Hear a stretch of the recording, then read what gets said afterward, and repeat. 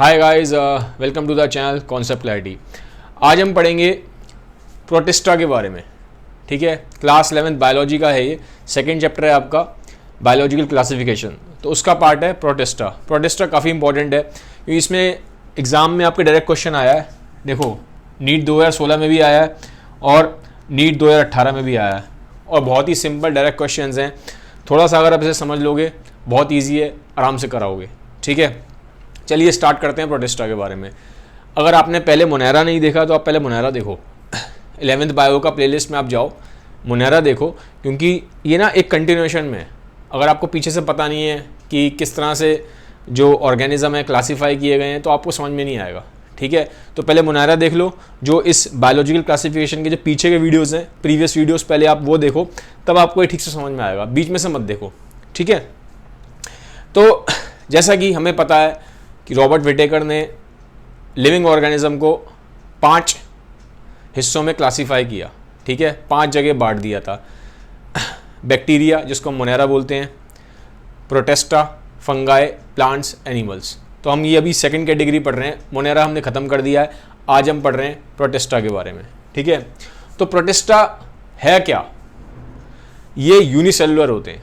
पहली चीज़ ये है कि ये यूनिसेलुलर होते हैं। कुछ केसेस में मल्टीसेलुलर भी हैं, बट आपकी बुक में लिखा हुआ है और मेजॉरिटी ऑफ जो उसका मेजॉरिटी है वो यूनिसेलुलर ही है, तो हम इसको प्रोटिस्टा को यूनिसेलुलर ही मानेंगे। ठीक है, ये यूनिसेलुलर होते हैं और बहुत केसेस में अलग अलग रहते हैं, फ्रीली रहते हैं सिंगल सेल की तरह, और बहुत केसेस में ये इकट्ठे हो जाते हैं मिलियंस की तादाद में, इन फॉर्म ऑफ कॉलोनीज रहते हैं। कॉलोनीज क्या होती है? जैसे हमारे भी हम लोग भी जैसे कॉलोनीज में रहते हैं। कॉलोनी का मतलब होता है जब बहुत सारी चीज़ें एक जगह इकट्ठी हो जाएं। तो जब ये बहुत सारे एक साथ इकट्ठे हो जाते हैं प्रोटिस्टा, तो क्या ये इनको हम बोलते हैं कि ये कॉलोनीज में रह रहे हैं। ठीक है, तो यूनिसेलुलर होते हैं, कॉलोनीज में भी रहते हैं, फ्री भी रहते हैं, अलग अलग भी रहते हैं, यूकैरियोटिक होते हैं। ये इंपॉर्टेंट है सारे वर्ड्स जो मैंने यहाँ लिखे हैं। पहली चीज़ यूनिसेलुलर है। अब यूनिसेलुलर तो बैक्टीरिया भी होता है। मोनेरा में जो आपने पढ़ा है बैक्टीरिया भी यूनिसेलुलर है। तो बैक्टीरिया में और प्रोटिस्टा में डिफरेंस क्या है? फिर डिफरेंस है यहाँ पे, ये डिफरेंस है, ये मेन डिफरेंस है कि ये यूकैरियोटिक है। यूकैरियोटिक का मतलब क्या होता है मैंने पहले बता दिया, फिर बता देता हूँ। जिनका वेल डिफाइंड न्यूक्लियस है, इनका वेल डिफाइंड न्यूक्लियस है और इनके सेल के अंदर प्रॉपर माइटोकॉन्ड्रिया भी है, एंडोप्लाज्मिक रेटिकुलम भी है, गोल्गी भी है। ठीक है, तो जितने भी सेल ऑर्गेनल्स हैं वो इनके अंदर प्रॉपर हैं। वो बैक्टीरिया में नहीं थे। बैक्टीरिया में वेल डिफाइंड न्यूक्लियस नहीं था, सेल ऑर्गेनल्स नहीं थे। ठीक है, तो ये यूकैरियोटिक है। ठीक है, ये ध्यान रखना है आपको। फिर माइक्रोस्कोपिक हैं, नॉर्मली दिखते नहीं है। ठीक है, अगर आपको देखना है, आपको एक प्रोटिस्टा को देखना है तो आपको माइक्रोस्कोप के अंदर ही देखना पड़ेगा, ऐसे आपको सिंगल प्रोटिस्टा दिखाई नहीं देगा। फिर ज़्यादातर कहाँ मिलते हैं? ये में पानी में मिलते हैं, फ्रेश वाटर में भी मिलते हैं और सॉल्ट वाटर में भी मिलते हैं। सॉल्ट वाटर मतलब सी हो गया, ओशियंस हो गया, ये सब सॉल्ट वाटर हैं। ठीक है, तो पानी के अंदर ही हमको मिलते हैं ये। ठीक है, समझ में आ गया। अब प्रोटिस्टा को 5 कैटेगरी में डिफाइन किया हुआ है। प्रोटिस्टा को आपकी बुक के हिसाब से 5 कैटेगरी में डिवाइड किया है। पहली कैटेगरी है क्राइसोफाइट्स। नाम समझ लो, रोते हुए से हैं क्राइसोफाइट। ठीक है, क्यों रो रहे हैं अभी देख लेंगे, सिर्फ समझाने के लिए बोला ताकि नाम आपको याद रहे, क्योंकि बायो में ना नाम बड़े टिपिकल से होते हैं। तो पहली कैटेगरी है क्राइसोफाइट, दूसरी है डाइनोफ्लैगिलाइट्स, तीसरी है यूग्लिनॉइड्स, चौथी है स्लाइम मोल्ड्स, पांचवी है प्रोटोजोआ। ठीक है, तो ये 5 कैटेगरी में इनको डिवाइड किया। प्रोटिस्टा की ये 5 कैटेगरी हैं, तो हमको पांचों को पढ़ना है। जो भी इसके अंदर आ रहे हैं पांचों को पढ़ना है, क्योंकि डायरेक्ट क्वेश्चन उठ के आ जाते हैं नीट में आपके। ठीक है, बोर्ड पर्सपेक्टिव से भी इंपॉर्टेंट ही है। अब ये देख लेते हैं पहले मेन डिफरेंस क्या है इन पांचों में। मोड ऑफ न्यूट्रिशन समझते हैं इनका। ये जो आपका क्राइसोफाइट्स है और डिनोफ्लैगिलाइट्स है, ये तो खाना खुद बनाते हैं, ये फोटोसिंथेटिक हैं। जैसे प्लांट्स होते हैं ना, प्लांट्स में क्लोरोफिल होता है, इनके अंदर भी क्लोरोफिल होता है। इन दोनों के अंदर क्लोरोफिल है, ये अपना खाना खुद बनाते हैं, ऑटोट्रॉफ्स हैं। ठीक है, ऑटोट्रॉफ क्या होता है? जो खाना अपना खुद बनाता है। प्लांट्स की तरह है, क्लोरोफिल है, खुद खाना बनाएंगे। यूग्लिनॉइड्स, ये क्या है? ये मिक्सोट्रॉफ है। मिक्सोट्रॉफ क्या होता है? दिन के टाइम तो ये खाना खुद बना लेता है, लेकिन रात के टाइम जब सनलाइट नहीं होती तो ये फिर दूसरों को खाता है। तो इसलिए क्या बोलेंगे इसे? मिक्सोट्रॉफ, ऑटोट्रॉफ भी है और हीटरोट्रॉफ भी है, दोनों है। फिर स्लाइम मोल्ड, स्लाइम मोल्ड दूसरों को खाते हैं, तो क्या है ये, हीटरोट्रॉफ है। प्रोटोजोआ हीटरोट्रॉफ है, दूसरों को खाता है, ठीक है। तो ये थोड़ा सा मैंने आपको मोड ऑफ न्यूट्रिशन बताया। अब इस वीडियो में, क्योंकि प्रोटिस्टा में 2 पार्ट्स में पढ़ाऊंगा आपको, तो ये पहला पार्ट है इसका। हम पढ़ेंगे डिटेल में क्राइसोफाइट्स और डिनोफ्लैगलाइट्स को, इन तीनों को हम बाद में पढ़ेंगे, पार्ट 2 में पढ़ेंगे, ठीक है, क्योंकि बड़ा हो जाएगा वीडियो अदरवाइज बहुत। तो चलिए इससे स्टार्ट करते हैं, क्राइसोफाइट से। ये है क्या, मतलब अगर हम बात करें क्राइसोफाइट देखने में कैसे लगते हैं। देखो, आपने कभी पानी में, जैसे अगर आप समुद्र के पास गए हो, या मैं बोलूँ आपसे आप कहीं आपने नॉर्मल लेक देखी है, ठीक है, काई जमी हुई देखी है आपने, काई जमी हुई, काई जम जाती है, हरी हरी सी काई जम जाती है। वो जो काई जमती है वो क्या है, वो एल्गी है। क्या है वो, एल्गी, ठीक है। तो वो जो काई है, वो जो एल्गी है, यही है वो क्राइसोफाइट, वही है। क्राइसोफाइट कुछ नहीं है, क्या है क्राइसोफाइट अगर मैं बोलूँ आपको, तो क्राइसोफाइट एल्गी है, ठीक है। एल्गी हम सबने देखी हुई है, क्योंकि ये कॉलोनीज में बहुत सारे, अब दिखाई कैसे देती है आप सोचोगे तो माइक्रोस्कोपिक होते हैं, मैंने बोला माइक्रोस्कोपिक है, लेकिन जब ये कॉलोनीज में आ जाते हैं, बहुत सब इकट्ठे हो जाते हैं मिलियंस की तादाद में, तो फिर ये दिखाई दे जाते हैं, क्योंकि मिलियंस की तादाद में तो आपने काई देखी है ना, तो एल्गी है वो। तो क्राइसोफाइट क्या है, एल्गी है, समझ गए, एल्गी है, पानी में होती है, ये तो पता ही है, मैंने आपको बता दिया। ये सब क्या है, ये सब हमें फ्रेश वाटर में मिलते हैं और मेरीन वाटर में मिलते हैं, सी वाटर में और फ्रेश वाटर में मिलेंगे। फ्रेश वाटर में आपका लेक्स, रिवर्स, ये सब आ जाता है, ठीक है। तो पानी में मिलता है, और ये इन्हें बोला जाता है फाइटो प्लैंकटन, ठीक है, फाइटो प्लैंकटन बोला जाता है, ये वर्ड समझ लो आप, ये लिखा है फाइटो प्लैंकटन। ये क्राइसोफाइट्स फाइटो प्लैंकटन है। अब समझते हैं कि क्या है ये, मैंने एक तो बोला एल्गी है, ठीक है। फाइटो प्लैंकटन का मतलब क्या है, वर्ड से समझो।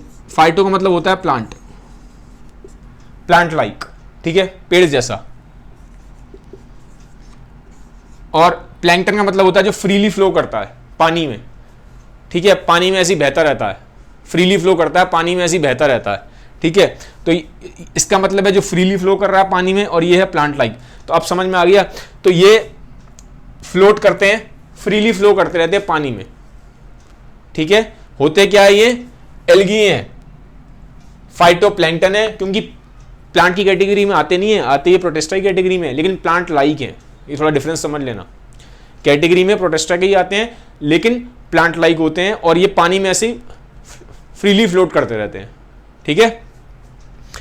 तो फ्लोट करेंगे फ्रीली, और फोटोसिंथेसिस करते हैं, बहुत ज़्यादा फोटोसिंथेसिस करते हैं, अपना खाना खुद बनाते हैं। इनफैक्ट ये बोला जाता है कि जो क्राइसोफाइट्स है ना, 50% जो हम ऑक्सीजन ले रहे हैं दुनिया में जो 50% ऑक्सीजन है वो इन्हीं की वजह से, क्योंकि ये फोटोसिंथेसिस करते हैं, CO2 लेते हैं, ऑक्सीजन बाहर फेंकते हैं। इतनी ऑक्सीजन ज़्यादा बाहर फेंकते हैं कि 50% जो दुनिया में ऑक्सीजन आप ले रहे हो, जो दुनिया में लोग 50% ऑक्सीजन कंज्यूम कर रहे हैं, वो इन्हीं की वजह से है। तो इतने इंपॉर्टेंट है ये, माइक्रोस्कोपिक हैं लेकिन इंपॉर्टेंट बहुत हैं। आप सोचोगे इनका क्या यूज़ है, एल्गी तो है, लेकिन ये बहुत काम की है।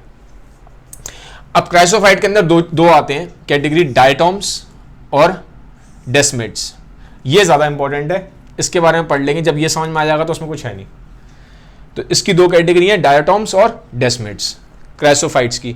डायटॉम्स क्या होते हैं, मैंने भी वही बताया, यूनिसेलुलर हैं, क्योंकि ये तो सारे प्रोटिस्टा यूनिसेलुलर हैं, सिंपल एल्गी जैसे होते हैं, वो भी मैंने आपको बताया एल्गी हैं, ठीक है। फाइटोप्लैंक्टन, ये भी आपको मैंने समझा दिया है, ठीक है।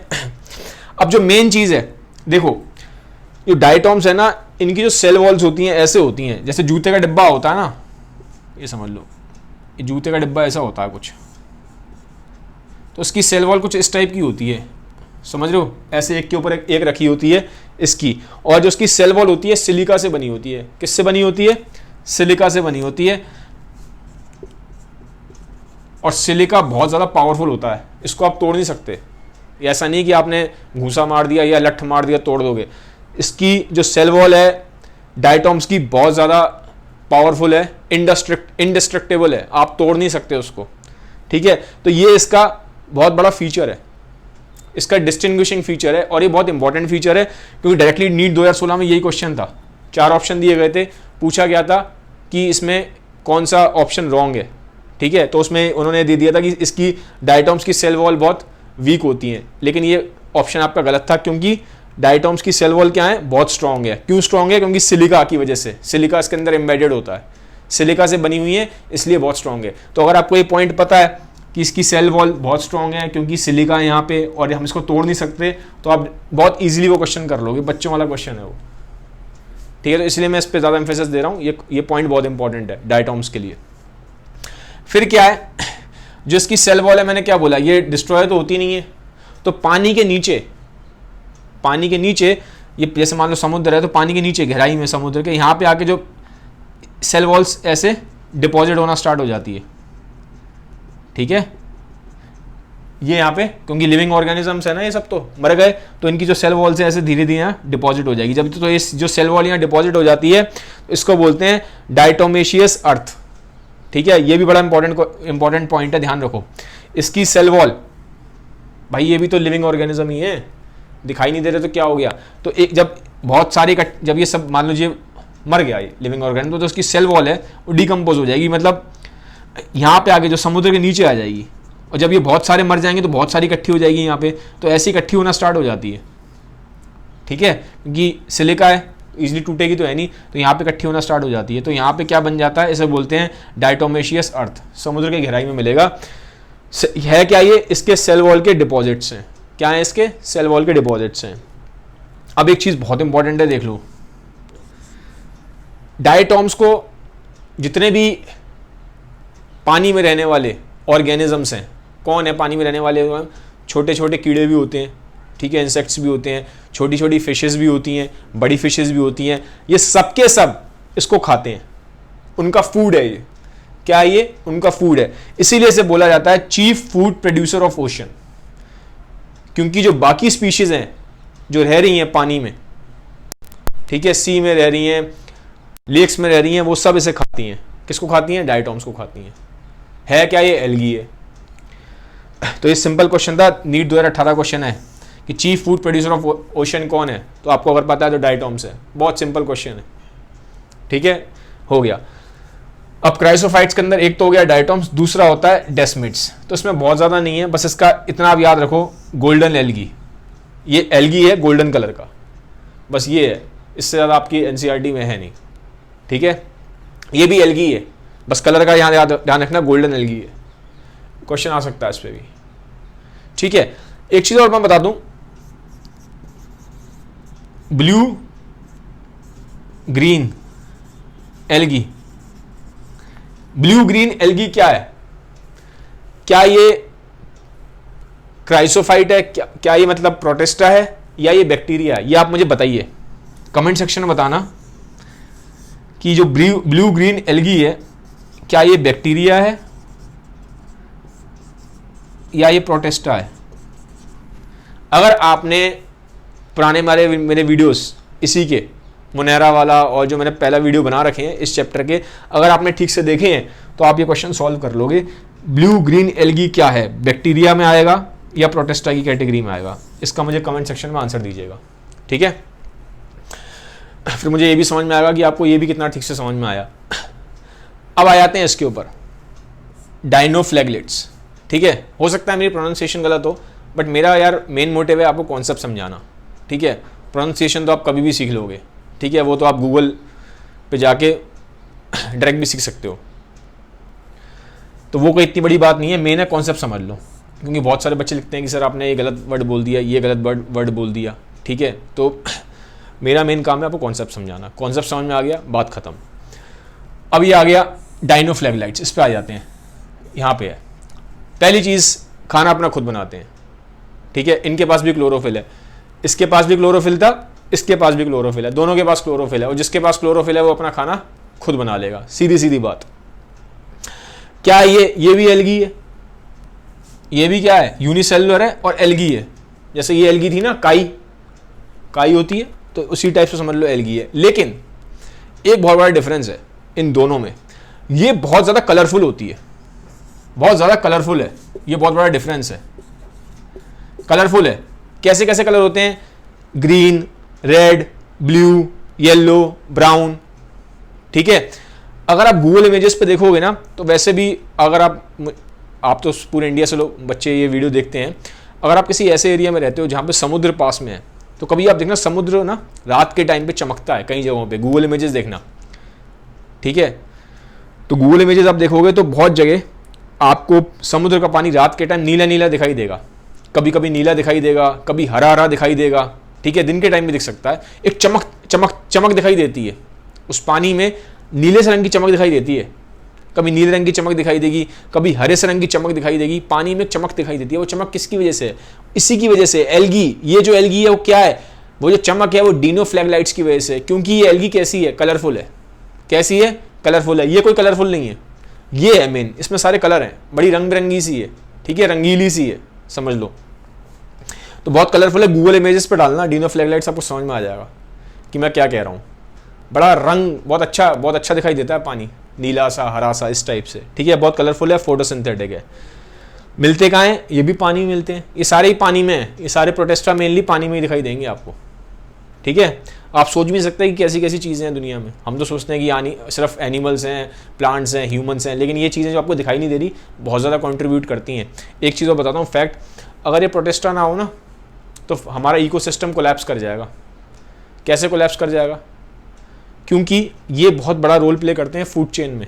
फूड चेन होती है ना कि वो उसको खा रहा है, वो उसको खा रहा है, फिर उसको खा रहा है, फिर हम उसको खा रहे हैं। ये तो पूरी फूड चेन होती है कि छोटे जानवर को बड़ा जानवर खाता है, फिर उस बड़े जानवर को और बड़ा जानवर खाता है, फिर उस बड़े जानवर को और बड़ा जानवर खाता है।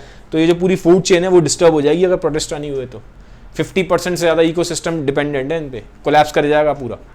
और सीधी सीधी बात है, ये मैंने आपको बता दिया, ऑक्सीजन कितना ज़्यादा प्रोड्यूस करते हैं ये। 50% जो ऑक्सीजन है दुनिया में उन्हीं की प्रोडक्शन की वजह से, ठीक है। तो वापस इस पे आते हैं, डिनोफ्लैगलेट्स पे। एक डिफरेंस है स्ट्रक्चर का भी इसमें और इसमें। इसमें तो हमें पता है सिलिका की थी सेल वॉल, इसमें जो सेल वॉल है उसमें सेल्यूलोज की प्लेट्स हैं। तो ये बहुत इंपॉर्टेंट पॉइंट है, याद रखना, इस पर क्वेश्चन आ सकता है डायरेक्ट। डिनोफ्लैगलाइट्स की सेल वॉल किससे बनी है? सेल्यूलेट की प्लेट से। किससे बनी है? सेल्यूलोज की प्लेट से, ठीक है। ये इंपॉर्टेंट पॉइंट है, ध्यान रखना। स्ट्रक्चर की बात करूं तो इसमें होते हैं दो फ्लैजिला होते हैं। फ्लैजिला मतलब क्या होता है? जैसे समझ लो, मैं इसको मिटा देता हूं, ये तो आपने देख लिया अब, ठीक है। जैसे ये है, मान लो स्ट्रक्चर इसका, एक ऐसे होगा, ठीक है, और एक ऐसे होगा। तो ये समझ लो एक फ्लैजिला ये रहा। एग्जैक्टली ऐसा नहीं होता स्ट्रक्चर में, सब समझाने के लिए बता रहा हूँ आपको। एक ऐसे वर्टिकल होगा, एक ऐसे हॉरिजॉन्टल होगा। तो ये इसके पैर हैं, ठीक है। पैर समझ लो, पैर होते हैं ना, तो ऐसे पैर हैं, मूवमेंट में हेल्प करते हैं, ठीक है। तो इसके दो फ्लैजिला हैं। अब एक पॉइंट इसका बहुत इंपॉर्टेंट है, ये ध्यान रखो। मैंने आपको क्या बोला? ये रंग बिरंगे हैं, हरे रंग के हैं, नीले रंग के हैं, तो लाल रंग के भी होंगे, नहीं होंगे? तो जो ये लाल रंग के जो होते हैं उनका नाम होता है गॉनीलेक्स। मैं यहाँ लिख देता हूँ, ये बहुत इंपॉर्टेंट चीज़ है।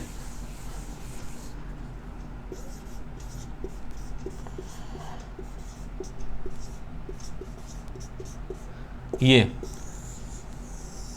क्या है? ये क्योंकि ये अलग अलग कलर के होते हैं, तो जो लाल रंग के होते हैं डिनोफ्लैगलाइट्स, इनको हम बोलते हैं गॉनेलॉक्स, ठीक है। ये रहा। अब क्या चक्कर है, ये लाल रंग के होते हैं, कभी कभी क्या होता है ये एकदम से बहुत ज़्यादा रिप्रोड्यूस हो जाते हैं, बहुत ज़्यादा मल्टीप्लाई कर जाते हैं, ठीक है। ज़्यादातर जो इन सब में रिप्रोडक्शन हो रहा है वो एसेक्सुअल हो रहा है, ठीक है, बाइनरी फिजन से ही हो रहा है। तो क्या होता है एकदम से बहुत ज़्यादा मल्टीप्लाई कर जाएंगे। जब ये बहुत ज़्यादा मल्टीप्लाई कर जाते हैं तो होता क्या है, जो सी है ना, पूरी जो समुद्र है आपका लाल लाल दिखाई देता है। तो उसको उस टाइम को हम उसको बोलते हैं रेड टाइड। क्या बोलते हैं? Red Tide. रेड क्यों है? क्योंकि ये है क्या, ये वही तो है जो लाल रंग वाले डिनोफ्लैगलाइट्स हैं, यही तो हैं गॉनेलॉक्स, ठीक है। तो ये कभी जब बहुत ज़्यादा हो जाए, एकदम से मल्टीप्लाई करने लग जाए, तो बहुत ज़्यादा हो जाए, तो कॉलोनीज तो होती हैं इनकी मिलियंस में, तो पूरा समुद्र लाल रंग जैसा दिखता है, तो इसलिए इसको बोला जाता है रेड टाइड। अब क्या प्रॉब्लम होती है, ये टॉक्सिक भी होता है, कुछ टॉक्सिन्स निकलते हैं, रिलीज होते हैं, जहरीले पदार्थ, पॉइजनस जो सब्सटेंसेस रिलीज होते हैं, कुछ पॉइजन टाइप का रिलीज होता है, जिससे अगर ज़्यादा हो जाए तो जितनी भी मैरीन लाइफ है, जितना भी वहाँ पे जो फिशेस रह रही हैं और जो एक्वेटिक एनिमल्स रह रहे हैं, वो सब मर जाते हैं, उन सब की डेथ हो जाती है। तो उस केस में डेंजरस हो जाता है, क्या हो जाता है, डेंजरस हो जाता है। तो इस पर डायरेक्ट क्वेश्चन आ सकता है कि रेड टाइड किसकी वजह से होता है, ठीक है, किसकी वजह से, बाकी ऐसा कौन सा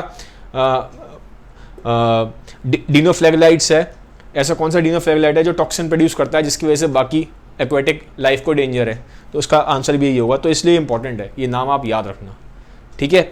तो गाइस ये वीडियो आज यहाँ ख़त्म होता है। आगे की वीडियोज़ में मैं बात करूँगा जो बचे हुए हमारे हैं, स्लाइम मोल्ड्स, प्रोटोजोआ और यूग्लिनोइड्स, इनके बारे में हम आगे की वीडियोज़ में बात करूँगा आपसे। अगर वीडियो यार अच्छा लगता है तो वीडियो बनाने में बहुत मेहनत लगती है। अगर आपको वीडियो अच्छा लगा है तो उसको सबके साथ शेयर ज़रूर करिए। Have a nice day, bye bye, take care.